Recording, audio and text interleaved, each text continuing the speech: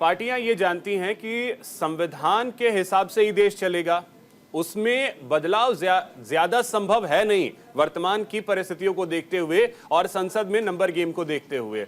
तो क्या एक आसान सा विकल्प यही होता है कि ओबीसी को जो मिला हुआ है आरक्षण, उसमें आप मुसलमानों को शामिल कर दो, उससे बेहतर विकल्प और कुछ नहीं होगा?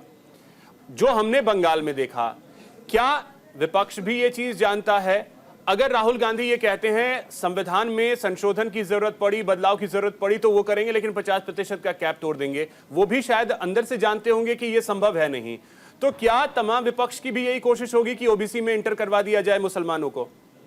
देखिए, आपने बड़ा अच्छा प्रश्न करा विजय जी। इंदिरा सानी केस है 92 का। 92 में सुप्रीम कोर्ट ने 50% की कैप लगाई थी। हालांकि जब हम ईडब्ल्यूएस की बात करते हैं तो जो ईडब्ल्यूएस को जो आरक्षण दिया गया वो सामाजिक और शैक्षणिक आधार पर नहीं, वो 50% से अलग आर्थिक आधार पर दिया गया। उसको हम आरक्षण बोल दे रहे हैं, लेकिन ये माना जाएगा कि वो ईडब्ल्यूएस के लिए अलग से कोटा आर्थिक आधार पर दिया गया, उसका आधार बिल्कुल अलग था।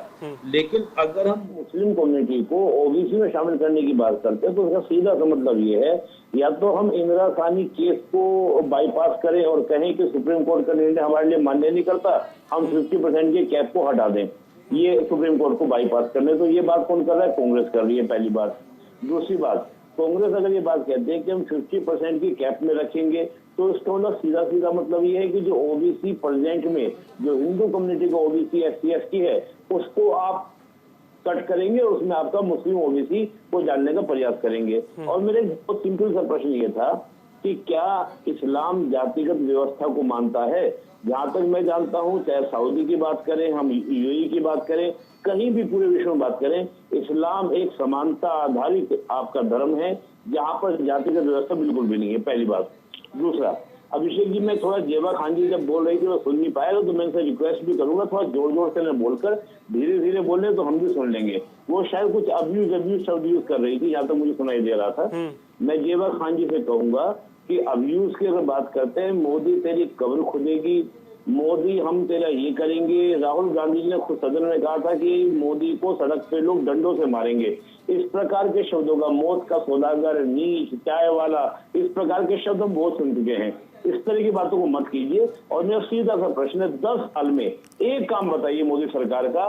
मैं कांग्रेस के 50 साल के कार्यकाल के, चाहे राजीव गांधी जी का कार्यकाल हो, जब उन्होंने शाहबानो केस में सुप्रीम कोर्ट ने डिसीजन दिया कि मुस्लिम महिला को भत्ता मिलना चाहिए, राजीव गांधी जी ने सीआरपीसी तक अंदर चेंज कर दिया था।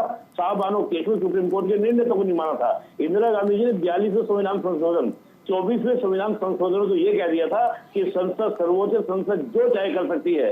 तब केशव भारती केस में सुप्रीम कोर्ट ने आए और बोले कि मौलिक ढांचा, यही बात आप देखिए, आप नेहरू जी की बात देखिए, नेहरू के टाइम में पहला संविधान संशोधन, चौथा संविधान संशोधन, जिसने संविधान की आत्मा को तार तार कर दिया था। तो ये बात जब करते हैं कि हम संविधान की बात करेंगे, एक बात बताइए, मैं तो मानता हूँ मोदी सरकार सबसे अच्छी सरकार है जो ओबीसी का फेवर कर रही है।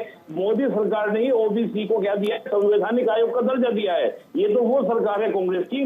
कालेलकर आयोग की रिपोर्ट का लागू नहीं किया, मंडल आयोग की रिपोर्ट का लागू नहीं किया। 1990 में मंडल आयोग की रिपोर्ट को लागू किया, बाद में वो भी किसी वीपी सिंह सरकार ने। तो ये जो बात कर रहे हैं कि हम ओबीसी के हिमायती हैं, हम एससी एसटी की हिमायती हैं, एक काम तो बताएं कि मोदी सरकार ने 10 साल में ये किया है। दूसरी बात, जब ये कहते हैं संविधान बदलने की, भाई मोदी जी अगर ये कहते हैं लोकसभा में 400 पार हो रहे हैं, राज्यसभा में आज भी बीजेपी के पास, यानी कि जो आपका एनडीए गठबंधन है, जो आपका एनडीए जिसको बोलते हैं, उसके बाद 120 सीटें हैं। राज्यसभा में भी आपको 140 सीटें चाहिए, 245 को 2 निपुण जी, इसमें एक सवाल ये भी है कि देखिए ठीक है, विपक्ष ये अगर आरोप लगाता है तो आरोप इस बिना पे है ना कि बीजेपी के कुछ बड़े नेता जो हैं वो ये कहते हैं कि हम संविधान बदलेंगे।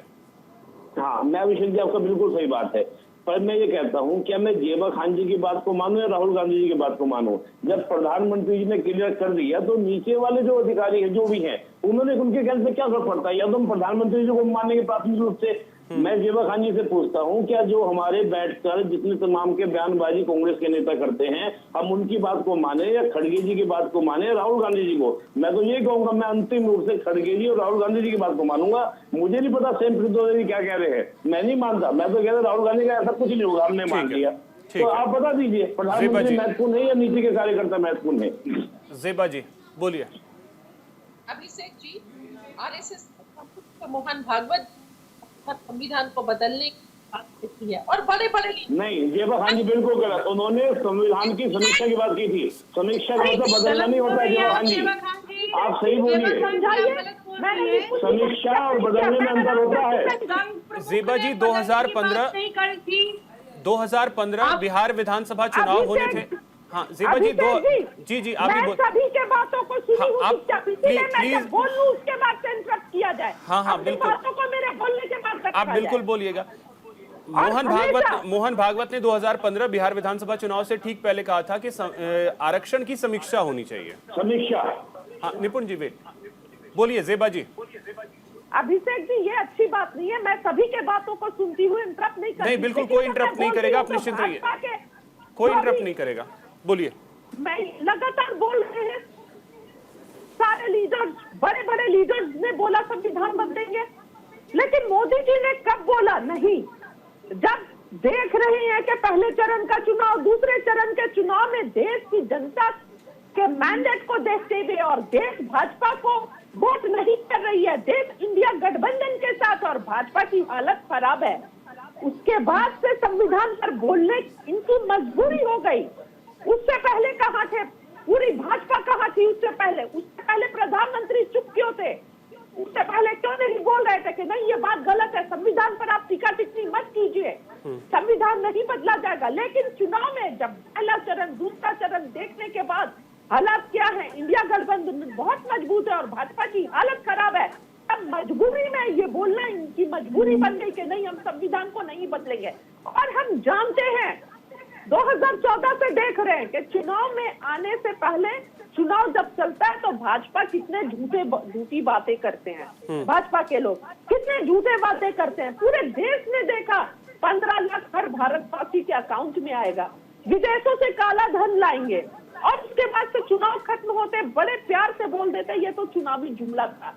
तो क्या चुनाव को देखते हुए प्रधानमंत्री हर मंचों से नहीं बोल सकते हैं, देखते हुए कि ये जो संविधान बदलने की बात की जा रही है इसका असर खराब पड़ा है देशवासियों पर। देशवासी संविधान के साथ है, उन्हें पता है कि हमारा संविधान इस देश की आत्मा है, तो बोलने में क्या फर्क पड़ता है कि नहीं हम संविधान नहीं बदलेंगे। बाद में जब आएंगे तो फिर जो मर्जी आए करेंगे। और कांग्रेस की बात की जाती है, कांग्रेस ने आपातकाल लाया, बहुत बार हमने देश की जनता ने सबक भी सिखाया। जब आपातकाल लगा था उसके बाद से देश की जनता ने सबक भी सिखाया और सभी कांग्रेस पार्टी के राहुल गांधी जी भी ने मंचों से बोले हैं वो गलत है, हमने स्वीकार किया। लेकिन आज मोदी सरकार में हर रोज आपातकाल है, हर रोज आपातकाल है, मीडिया के भाइयों की आजादी छीन ली जाती है। सोशल मीडिया पर आप पोस्ट कीजिए फिर देखिए क्या होता है। किसान आंदोलन में मैंने देखा है, मैं 13 महीने रही हूँ पहले दिन से आखिरी दिन तक, कितने सारे पत्रकार भाइयों पर केस हुआ है जो सच दिखा रहे थे, जो ईमानदारी की बात बता रहे थे, उन लोगों पर केस हुआ है। किस बात के लिए केस हुआ है? क्योंकि वो सच दिखा रहे थे, देश को सच बता रहे थे। ठीक है, तो आज हालात ये है अभिषेक जी। ठीक है, जल्दी से 10 सेकंड में जल्दी से निपुण जी। हाँ, मैं जेबा खान जी को बता दूं, जो ये सोशल मीडिया की बात कर रही थी ना, इनको याद नहीं है 2011 में असीम त्रिवेदी कार्टून बनाने के ऊपर उनको जेल में डाल दिया था, उनके ऊपर देशद्रोह का आरोप लगा दिया था, 124 से लगा दिया था। शाहीन दारा के श्रीनिवासन केस, केवल एक फेसबुक पर एक कमेंट किया था, मनमोहन सरकार ने उन दोनों लड़कियों को जेल में डाल दिया था, इनको पता सजा नहीं है। और दूसरी बात मैं सिंपल बात पूछिए, 10 साल में जेबा जी मैं बोला नहीं, आप बोल रही थी, मैंने सम्मान किया आपको, मेरा सम्मान कीजिए, बोलने का अधिकार मुझको भी है। जेबा खान जी मैं आपसे पूछ रहा हूँ 10 साल में आप कह रहे करेंगे, अरे किया कर दीजिए, आपका तो रिकॉर्ड है। मैं मनमोहन जी का रिकॉर्ड आपको दे दूं, मनमोहन जी के टाइम में एक आपके राष्ट्रीय सलाहकार परिषद प्रधानमंत्री के ऊपर बना दी गई, जिसमें लिख दिया गया था कि पीएमओ उसके द्वारा निर्देशित होगा। 2014 में वो समाप्त कर दी गई, जिसके अध्यक्ष उन्होंने सोनिया गांधी जी बनी थी। मैं मनमोहन जी का उदाहरण दे रहा हूँ, मैं आपको राजीव जी का दे रहा हूँ, मैं आपको इंदिरा जी का। ठीक है प्रीति जी, अब देखिए उदाहरण दीजिए।